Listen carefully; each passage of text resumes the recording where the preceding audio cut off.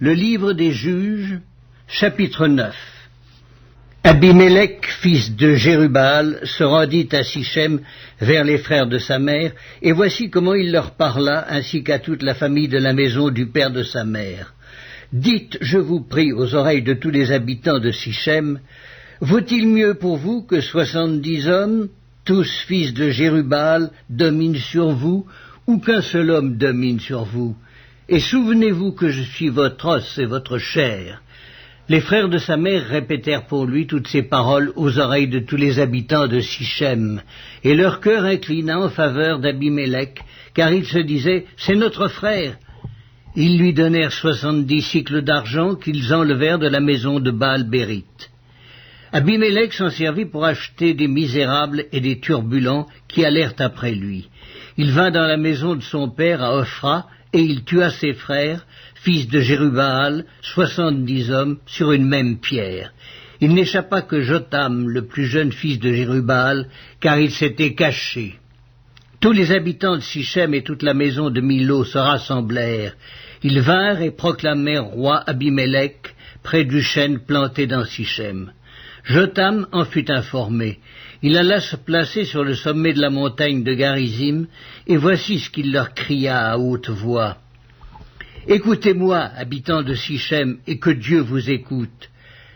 Les arbres partirent pour aller oindre un roi et le mettre à leur tête. Ils dirent à l'olivier, « Règne sur nous. » Mais l'olivier leur répondit, « Renoncerai-je à mon huile, qui m'assure les hommages de Dieu et des hommes, pour aller planer sur les arbres ?» Et les arbres dirent au figuier, « Viens, toi, règne sur nous. » Mais le figuier leur répondit, « Renoncerai-je à ma douceur et à mon excellent fruit pour aller planer sur les arbres ?» Et les arbres dirent à la vigne, « Viens, toi, règne sur nous. » Mais la vigne leur répondit, « Renoncerai-je à mon vin qui réjouit Dieu et les hommes pour aller planer sur les arbres ?» Alors tous les arbres dirent au buisson d'épines, « Viens, toi, règne sur nous. » Et le buisson d'épines répondit aux arbres, « Si c'est de bonne foi que vous voulez moindre pour votre roi, venez, réfugiez-vous sous mon ombrage, sinon un feu sortira du buisson d'épines et dévorera les cèdres du Liban. Maintenant est-ce de bonne foi et avec intégrité que vous avez agi en proclamant roi Abimélec? Avez-vous eu de la bienveillance pour Jérubbaal et sa maison? L'avez-vous traité selon les services qu'il a rendus? Car mon père a combattu pour vous, il a exposé sa vie, et il vous a délivré de la main de Madian. Et vous vous êtes levé contre la maison de mon père, vous avez tué ses fils, 70 hommes, sur une même pierre, et vous avez proclamé roi sur les habitants de Sichem Abimélec, fils de sa servante, parce qu'il est votre frère. Si c'est de bonne foi et avec intégrité qu'en ce jour vous avez agi envers Jérubbaal et sa maison, eh bien, qu'Abimélec fasse votre joie et que vous fassiez aussi la sienne. Sinon, qu'un feu sorte d'Abimélec et dévore les habitants de Sichem et la maison de Milo, et qu'un feu sorte des habitants de Sichem et de la maison de Milo et dévore Abimélec. » Jotham se retira et prit la fuite. Il s'en alla à Béer, où il demeura loin d'Abimélec son frère. Abimélec avait dominé 3 ans sur Israël. Alors Dieu envoya un mauvais esprit entre Abimélec et les habitants de Sichem, et les habitants de Sichem furent infidèles à Abimélec, afin que la violence commise sur les 70 fils de Jérubbaal reçût son châtiment, et que leur sang retomba sur Abimélec, leur frère, qui les avait tués, et sur les habitants de Sichem, qui l'avaient aidé à tuer ses frères. Les habitants de Sichem placèrent en embuscade contre lui, sur les sommets des montagnes, des gens qui dépouillaient tous ceux qui passaient près d'eux sur le chemin, et cela fut rapporté à Abimélec.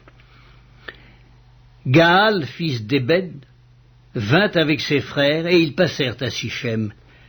Les habitants de Sichem eurent confiance en lui.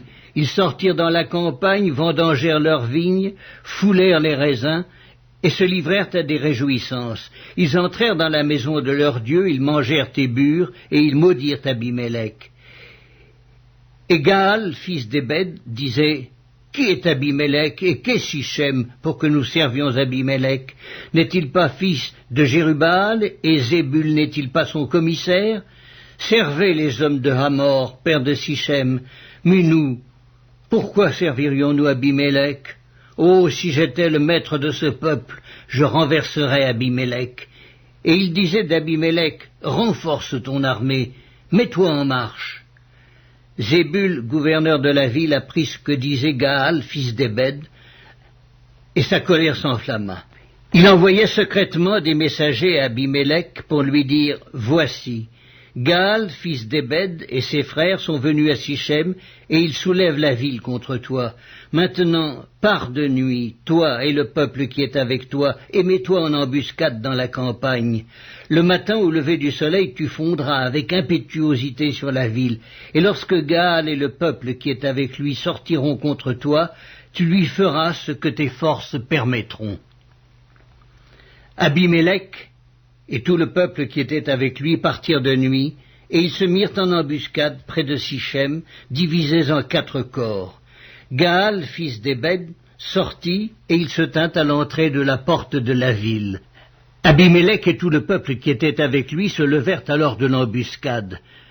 Gaal aperçut le peuple, et il dit à Zébul, « Voici un peuple qui descend du sommet des montagnes. » Zébul lui répondit, « C'est l'ombre des montagnes que tu prends pour des hommes. » Gaal, reprenant la parole, dit, « C'est bien un peuple qui descend des hauteurs du pays, et une troupe arrive par le chemin du chêne des devins. » Zébul lui répondit, « Où donc est ta bouche, toi qui disais, « Qui est Abimélec pour que nous le servions » N'est-ce point là le peuple que tu méprisais?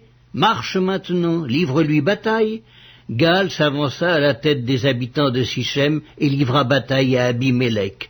Poursuivi par Abimélec, il prit la fuite devant lui, et beaucoup d'hommes tombèrent morts jusqu'à l'entrée de la porte. Abimélec s'arrêta à Aruma, et Zébul chassa Gaal et ses frères qui ne purent rester à Sichem. Le lendemain, le peuple sortit dans la campagne. Abimélec, qui en fut informé, prit sa troupe, la partagea en 3 corps, et se mit en embuscade dans la campagne. Ayant vu que le peuple sortait de la ville, il se leva contre eux et les battit. Abimélec et les corps qui étaient avec lui se portèrent en avant et se placèrent à l'entrée de la porte de la ville. 2 de ces corps se jetèrent sur tous ceux qui étaient dans la campagne et les battirent. Abimélec attaqua la ville pendant toute la journée. Il s'en empara et tua le peuple qui s'y trouvait. Puis il rasa la ville et y sema du sel. À cette nouvelle, tous les habitants de la tour de Sichem se rendirent dans la forteresse de la maison du dieu Bérite. On avertit Abimélec que tous les habitants de la tour de Sichem s'y étaient rassemblés. Alors Abimélec monta sur la montagne de Salmon, lui et tout le peuple qui était avec lui. Il prit en main une hache, coupa une branche d'arbre, l'enleva, la mit sur son épaule. Ensuite il dit au peuple qui était avec lui, « Vous avez vu ce que j'ai fait, hâtez-vous de faire comme moi. » Et ils coupèrent chacun une branche et suivirent Abimélec. Ils placèrent les branches contre la forteresse et l'incendièrent avec ceux qui y étaient. Ainsi périrent tous les gens de la tour de Sichem, au nombre d'environ 1000, hommes et femmes. Abimélec marcha contre Thébets. Il assiégea Thébets et s'en empara. Il y avait au milieu de la ville une forte tour où se réfugièrent tous les habitants de la ville, hommes et femmes. Ils fermèrent sur eux et montèrent sur le toit de la tour. Abimélec parvint jusqu'à la tour, l'attaqua et s'approcha de la porte pour y mettre le feu. Alors une femme lança sur la tête d'Abimélec un morceau de meule de moulin et lui brisa le crâne. Aussitôt il appela le jeune homme qui portait ses armes et lui dit « Tire ton épée et donne-moi la mort, de peur qu'on ne dise de moi, c'est une femme qui l'a tué. » Le jeune homme le perça et il mourut. Quand les hommes d'Israël virent qu'Abimélec était mort, ils s'en allèrent chacun chez soi. Ainsi Dieu fit retomber sur Abimélec le mal qu'il avait fait à son père en tuant ses 70 frères, et Dieu fit retomber sur la tête des gens de Sichem tout le mal qu'ils avaient fait. Ainsi s'accomplit sur eux la malédiction de Jotham, fils de Jérubbaal.